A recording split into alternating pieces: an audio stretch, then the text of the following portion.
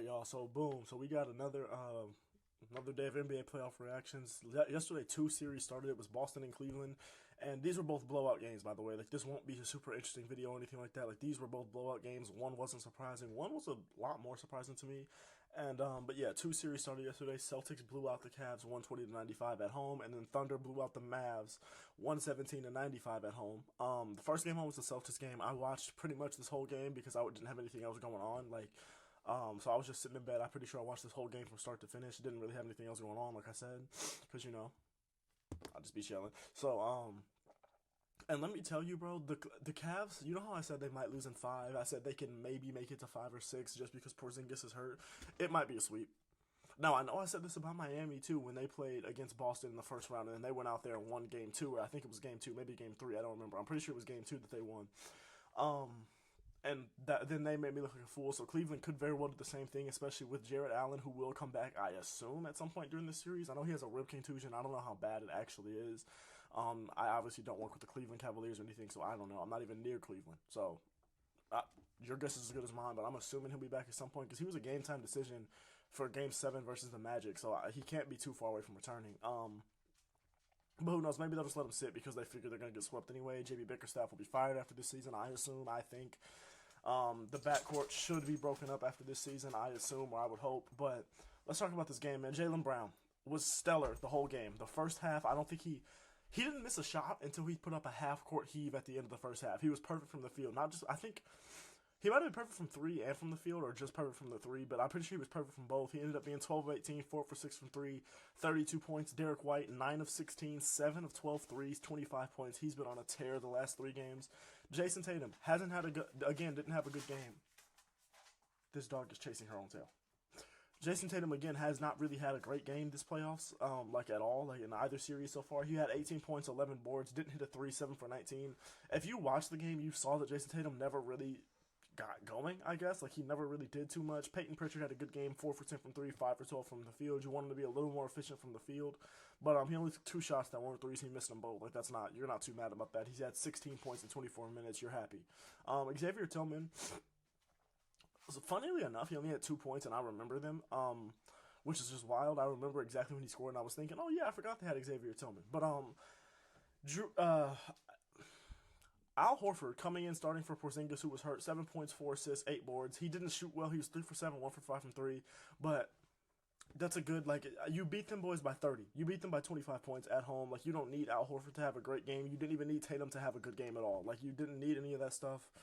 Now, the Porzingis missing piece is one of those things that I think they're very fortunate that they got Cleveland in this series. Like, they're very fortunate that their matchup waiting for them was going to be Cleveland or Orlando, because you don't need Kristaps to beat either one of those teams if you're Boston. Like, they're really lucky that they didn't go against like a fully healthy Bucks team in the second round, or I don't even think they would have needed him for the Knicks, really, just because the Knicks offense is so one-sided. You have so many good defensive guards. But yeah, I think the Celtics are really lucky that the East isn't great. That they didn't have to go against a really good big or anything like that in the East either, because it's like they don't have their starting center, who's a defensive two-way guy. Like, they don't have him.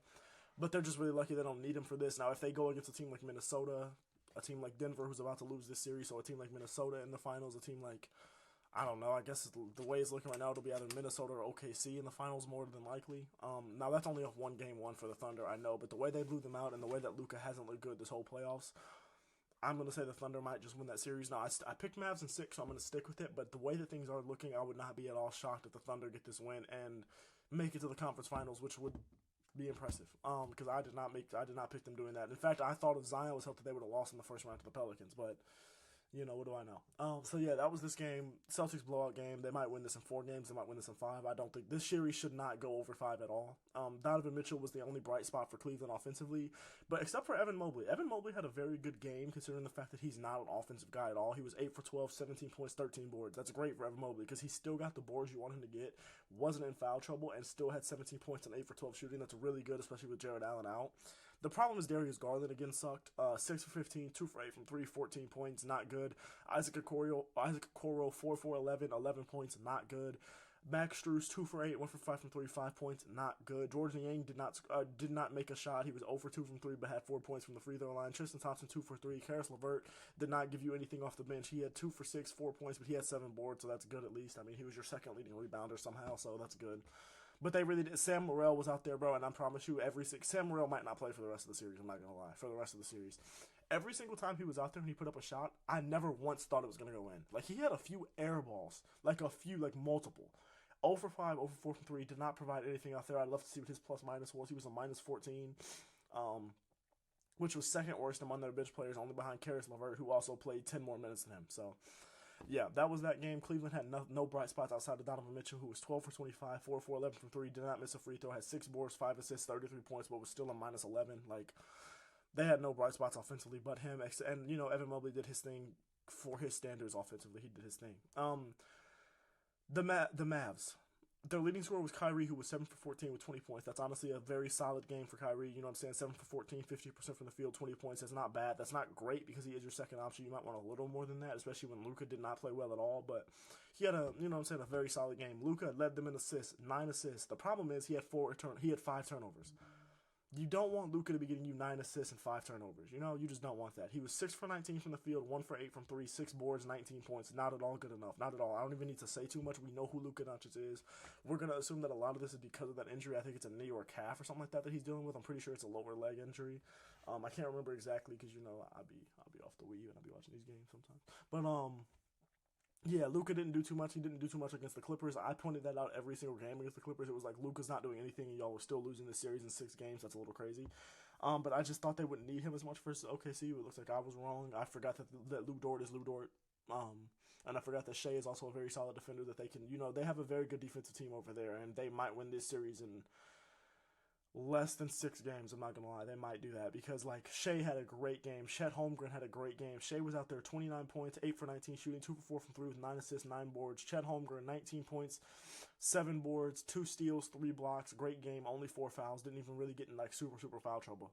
J-Dub had a bad game for his standards throughout the first portion of the game. That he did catch up a little bit in the second half, but he was 6 for 15.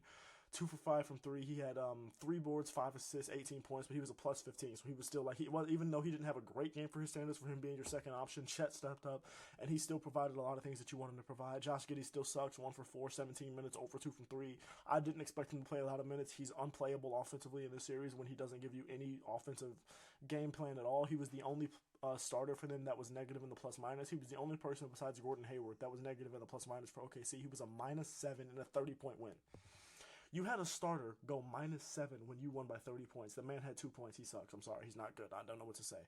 Lou Dort, plus 18. See how you can impact the game positively without scoring. He had 7 points, but he was a plus 18 and still had 5 fouls and 3 turnovers. But was still a plus 18 because he had 2 steals. He had 4 boards. He was only 2 for 9 from 3. He wasn't doing anything, but his defense is just that good that he is always a plus on a plus minus when they're winning. Jalen Williams, the light-skinned Jalen Williams on the bench, who people say look like Duke's Dennis. He was 5 for 7, 1 for 2 from 3, 11 points off the bench, 9 boards off the bench as well. That's really good. He was the second leading rebounder on their team to Shea. That's really, really good. You love getting that from him. Even Kaysen Wallace, Aaron, Wiggins, Isaiah Joe, they were all very heavily positive in the plus minus. Them and the light-skinned Jalen Williams all played more than 15 minutes. They all played very well for what they did in their bench production. You're really happy if you're an OKC fan. Moral of the story, this looks like it'll be 2 blowout series here. Luckily for us, we've got the Timberwolves series to always give us something to talk about, even though they might sweep the Nuggets, which I don't think they will, but it'll whether they sweep the Nuggets or whether that series goes to 7, there's a lot to talk about no matter what, because it's so shocking to see the Nuggets either way losing a series. And then we still got the New York series, which I think will honestly be very good. It was a very close game 1. I expect it to be a very good series, 6 or 7 games. I did predict Knicks in 6, so I'm sticking with that, obviously, because why wouldn't I stick with that? But I do think that'll be a very good series. But yeah, let me know what y'all feel about this. Stay blessed, stay praying, keep God in your life. Please don't forget to like, comment, and subscribe, man. I love y'all. So that was just a quick video. There wasn't too much to talk about from last night. It was 2 blowout wins. Tonight we only have 1 game, and I'm pretty sure it's I think it's Knicks Pacers is the only game tonight. Comes on the 7 Central, 8 Eastern, which would be 5 Pacific. So yeah, but I love y'all. Thank y'all for watching as always, man. Stay blessed. Keep God in your life. If y'all need anything, I'll be in the comments. I'll be on Twitter. Let me know.